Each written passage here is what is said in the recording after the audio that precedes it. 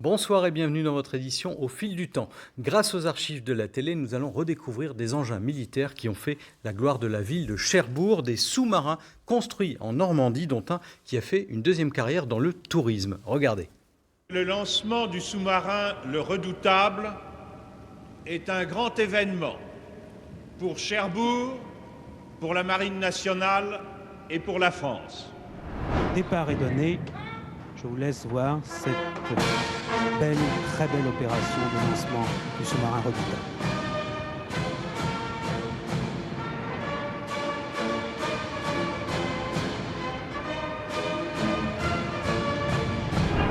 En rade de Cherbourg, le secrétaire d'État à la Marine, M. Caillavet, accompagné de l'amiral Lemonnier, a présidé au lancement du premier sous-marin construit en France depuis la Libération, le Narval.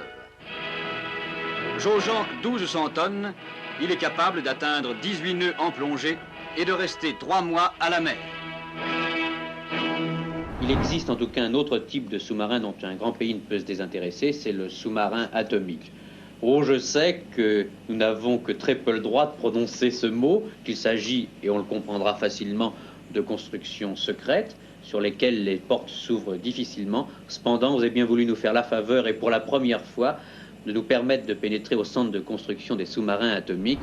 Le 4 juillet 2000, dernier voyage. Le Redoutable traverse une ultime fois la rade de Cherbourg et va s'installer dans la darse, construite toute exprès pour l'accueillir, sur le site de la nouvelle Cité de la Mer. Il ne reste plus qu'à terminer les bâtiments alentours et les aménagements à l'intérieur du sous-marin avant l'ouverture au public. Il était absolument indispensable que l'on garde au moins un des sous-marins nucléaires dans cet engin, parce que ça a quand même représenté dans l'histoire de notre pays un changement de politique dans la défense.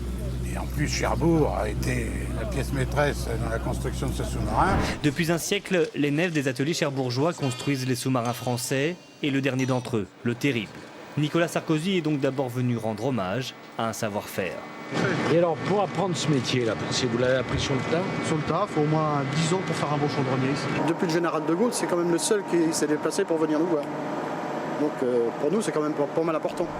Emmanuel Macron était là pour le Suffren, le premier de la série des sous-marins nucléaires d'attaque de type Barracuda. 5 autres suivront et aujourd'hui Cherbourg était très fier. Très fier du résultat, ouais.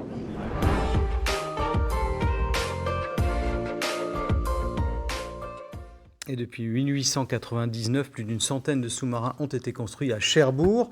Et on l'a vu, l'un d'entre eux est désormais ouvert au public, exposé à la Cité de la Mer. Bonsoir Sophie Porret. Bonsoir. Vous êtes la directrice d'exploitation de la Cité de la Mer. Alors le Redoutable, il est là maintenant depuis 20 ans. On le visite depuis 2002. Est-ce que c'est toujours l'attraction phare de la Cité de la Mer ? Incontestablement, oui. C'est toujours l'attraction la plus aimée de tous nos visiteurs. Il a vu passer combien de visiteurs ce sous-marin ? Près de 4 millions. 4 Plus millions. de 4 millions de visiteurs depuis l'ouverture. Est-ce qu'au moment où on installe un sous-marin comme ça pour le faire visiter, on ne se demande pas si les gens vont apprécier d'aller dans des coursives très étroites, d'être un petit peu enfermés ? Eh bien, en fait, je pense que c'est le contraire. C'est-à-dire qu'en fait, l'important, c'était que les visiteurs découvrent cet univers et justement découvrent toute l'austérité, toute la technicité des sous-mariniers. Parce qu'effectivement, quand on visite un engin qui est resté dans son jus. Alors, complètement dans son jus. On a juste ramené un petit peu une ambiance sonore qui pourrait être justement l'ambiance des sous-marins. Le visiteur, quand il rentre dans un sous-marin, mais aussi rentre dans un univers. Et les gens découvrent l'univers des sous-marins. Et c'est toute la beauté de cette visite. Voilà, on est immergé. Alors, on précise qu'on a enlevé la partie réacteur nucléaire quand même. C'est mieux. Voilà, c'est mieux. Il faut quand même rappeler, puisque vous parlez de la vie des sous-mariniers, que dans cet engin, 135 personnels d'équipage restaient ensemble pendant 2 mois sous l'eau. Pendant plus de 70 jours, sous l'eau, 135 hommes. Donc nous, on découvre en fait les espaces de vie, on découvre les cabines, on découvre les salles techniques, on découvre le réfectoire. Et on se rend compte de justement la promiscuité et justement il faut être très organisé, autonome et en même temps avoir un sacré, sens de l'équipe. Oui, sens de l'équipe et être sociable, hein, parce qu'effectivement, on est un peu les uns sur les autres.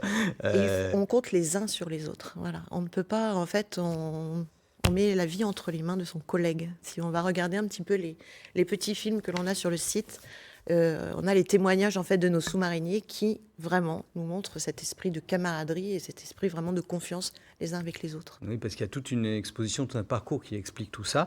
Est-ce que ce sous-marin ouvert à la visite, sous-marin nucléaire, c'est quelque chose qui est unique en France, en Europe? Alors il est unique en France, il est unique en Europe, mais il est même unique au monde, puisqu'en fait nous proposons le plus grand sous-marin nucléaire visitable au monde. Voilà, ce qui n'est pas rien. Si on vous en offre un deuxième de sous-marin nucléaire ou même un plus petit, vous prenez ou pas? Alors on serait flatté de la proposition. Maintenant, on aurait peut-être un petit problème de place. Oui, à voir. On a vu sur les images qu'effectivement la construction de l'écrin, si je puis dire, c'était quand même quelque chose. C'est quand même quelque chose de... Voilà, c'est quelque chose. Voilà, c'est pour ça que ça reste unique. Alors je précise aussi que la Cité de la Mer, ce sont des expositions sur les fonds marins, avec l'océan du futur, des aquariums, c'est aussi la gare maritime, l'histoire du Titanic. D'ailleurs, il va y avoir quelque chose de plus en avril qui va arriver pour les visiteurs. Donc c'est à Cherbourg, dans le Cotentin, la Cité de la Mer, tout en haut du département de la Manche. Et pour tout savoir, vous allez tout simplement sur le site internet citédelamer.com. Merci beaucoup, Sophie. Merci. Tout de suite, c'est votre journal régional. Excellente soirée à tous.